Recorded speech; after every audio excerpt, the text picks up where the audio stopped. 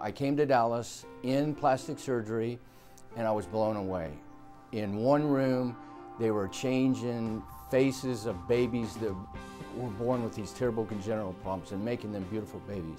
In the other room, for the first time, they were taking women who were devastated by mastectomy and rebuilding their breasts. And I said, this is definitely what I want to do with the rest of my life. And so Dr. Craig Hobar was hooked, even though he originally wanted to be a cardiovascular surgeon.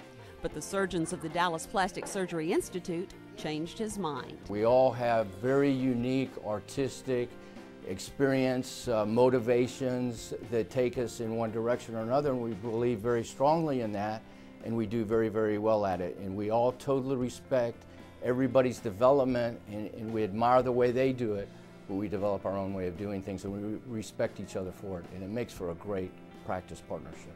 Dr. Hobar is versed in numerous cosmetic surgery procedures. Case in point, patient Shyla Ryan, in for a rhinoplasty and genioplasty. Shyla's a beautiful, neat young woman who really is very, very positive about plastic surgery, and that's one of the great things about plastic surgery. It's a profession where people are coming to you because they want to, not because they're sick and they have to. She didn't want to change who she was, she just wanted to be more confident about some of her features, and that included her chin and her nose. I hated my profile. I never looked from the side in the mirror, and I didn't want anybody taking a picture of my profile. If I saw it, I erased the picture or throw it away. As now I love it. I'm always taking pictures of myself from the side now. So. When a patient comes in to me and they show me a picture and they say, I want that nose, that's a big, big warning sign, because nobody can have that other person's nose. And that's one of the things I love about rhinoplasty so much. It's very, very individualistic. One of the biggest mistakes in my mind is to have a cookbook type recipe where you're going to do a nose a certain way on every patient, because they are so individually suited to the patient's skin quality, cartilage quality, bone quality, and other facial features in particular, that really has to be very specific and very individualized. Moving the chin forward really balanced her facial features.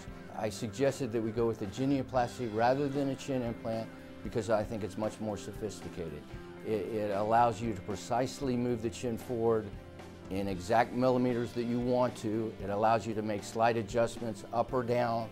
It maintains all the natural components of the chin. It gave me a better profile, but it also gave me more confidence. I felt better about myself and made a nice jawline. I was so happy with the results. I could not believe it was such a subtle change, but it was such a huge change to me in the way it made me feel. I could not believe it. These are relatively short operations, 1.5 hours and less.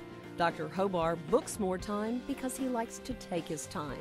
As for the recovery and pain, for rhinoplasty, usually relatively mild. For surgery on the chin, it heals very quickly. It's held in place by a titanium plate, which doesn't have to come out. The pain with that is really probably less than a rhinoplasty.